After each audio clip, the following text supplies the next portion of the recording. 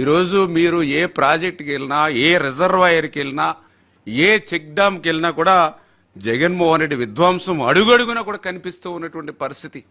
అంటే 5 సంవత్సరాల నీ పాలనలో కనీసం లాకులకి తలుపులు కానీ, షట్టర్స్ కానీ, రోప్స్ కానీ, రిపేర్ల మాట అటుంచి కనీసం గ్రీజ్ కూడా పెట్టి మెయింటెనెన్స్ చేయలేనిటువంటి నువ్వు పోలవరం లాంటి బహుళార్థక సాధక ప్రాజెక్టుల గురించి, మరి వెలుగొండ లాంటి ప్రాజెక్టుల గురించి మాట్లాడడం అని అంటే దెయ్యాలు వేదాలు వల్లిస్తుగా ఉన్నటువంటి పరిస్థితి. అందుకు ఉదాహరణగా మీరే చూడండి, ఏదైతే సోమశిల సంబంధించినటువంటి ప్రాజెక్టు, ఈ సోమశిల ప్రాజెక్టుకి సంబంధించి రోప్స్ ఏ మాదిరిగా అయితే తుప్పు పట్టేసి జగన్మోహన్ రెడ్డి పాలనలో ఉన్నాయో ఇవన్నీ కూడా సజీవ సాక్ష్యాలు. ఇవన్నీ కూడా ఈరోజు ఏదైతే మొన్న మేము సోమశిలకి వెళ్ళినప్పుడు చాలా క్లియర్గా మేము గమనించడం జరిగింది.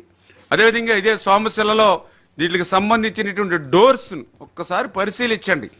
మీ ద్వారా ఆంధ్రప్రదేశ్ రాష్ట్ర ప్రజలకి అత్యంత సోమశిల ప్రాజెక్ట్ అంటే దగ్గర మరి చాలా మంచి చరిత్ర ఉన్నటువంటి ప్రాజెక్ట్ ఇది సోమశిల. మరి అటువంటి సోమశిల ప్రాజెక్టుని ఏ స్థితికి, ఏ గతికి జగన్మోహన్ రెడ్డి ఆ షట్టర్స్ ద్వారా కానీ, రోప్స్ కానీ ఎటువంటి స్థితికి తీసుకొచ్చాడో అంటే రేపు ఆ యొక్క నీరు నిండుకుంటే ఎప్పుడు ఏ